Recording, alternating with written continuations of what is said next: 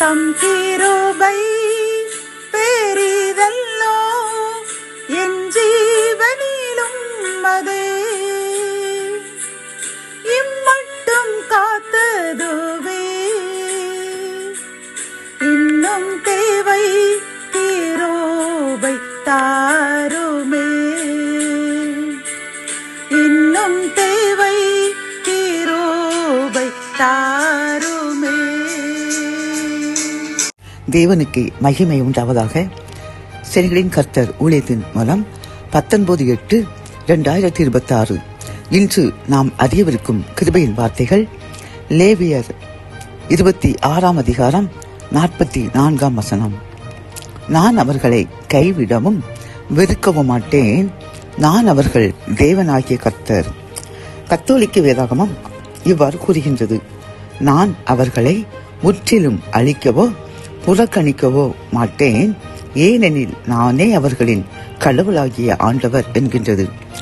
இந்த செய்தி கேட்டுக்கொண்டிருக்கின்ற என் அன்பு சகோதரனே சகோதரியே, நீங்கள் நினைத்துக் கொண்டிருப்பீர்கள், கர்த்தர் நான் செய்த பழைய பாவத்தை மன்னித்திருப்பாரா அல்லது அதற்கு தண்டனை தருவாரா என்று கலங்கிக் கொண்டிருக்கலாம். அதனால்தான் சில ஆசீர்வாதங்கள் தடையாக இருக்கின்றதோ, பிரச்சனைகள் தினமும் வந்து கொண்டே இருக்கின்றது என்று கலங்கிக் கொண்டே இருக்கலாம் பிரியமானவர்களே. ஆனால் கர்த்தர் கூறுகின்றார், நான் அப்படி அவர்களை கைவிடவும் வெறுக்கவும் மாட்டேன், ஏனென்றால் நான் அவர்கள் தேவனாகிய கர்த்தர் என்று கூறுகின்றார்.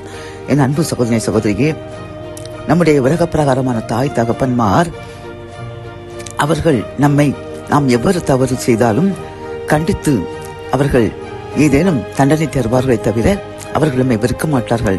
அடுத்த நிமிடம் அவர்கள் நம்மை நேசிப்பார்கள். அவர்கள் நம்மை தண்டித்ததினால் நம்முடைய கவலை போக்கும்படி ஏதேனும் பரிசுகளை தந்து நம்மை ஊக்குவிப்பார்கள், மகிழ்ச்சியாக வைப்பார்கள். அப்படித்தானே உலக பிரகாரமான இந்த தாய் தகப்பன்மார் இப்படி நம்மை தேற்றும் பொழுது அண்ட சராசரங்களை படைத்து தாயின் வயிற்றில் உருவாகும் முன்னே நமக்கு பேரிட்டு அழைத்த நம் தேவனாகிய கர்த்தர் நம்மை கைவிடுவாரோ? ஒரு நாளும் கைவிட மாட்டார். ஆகவே கலங்காதீர்கள், திகையாதீர்கள். ஒரு சில பிரச்சனைகள் நம்மை பக்குவப்படுத்துவதற்காக இறைவன் அனுமதிக்கின்றார். அடுத்து கர்த்தர் நம்முடன் இருப்பதை பிறர் கண்டுகொள்ளும்படி சில பிரச்சனைகளுக்கு அவர் இடம் கொடுப்பார் பிரியமானவர்களே. ஆனால் நம்மை அவர் வெறுக்கவும் மாட்டார், கைவிடவும் மாட்டார்.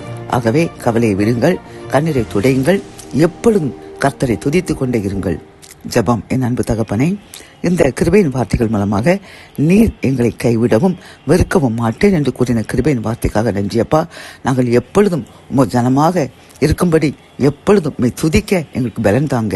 மீட்பர் இயேசுவின் முன் ஜெபம் கேளும் நல்ல தகப்பனே. ஆமேன்.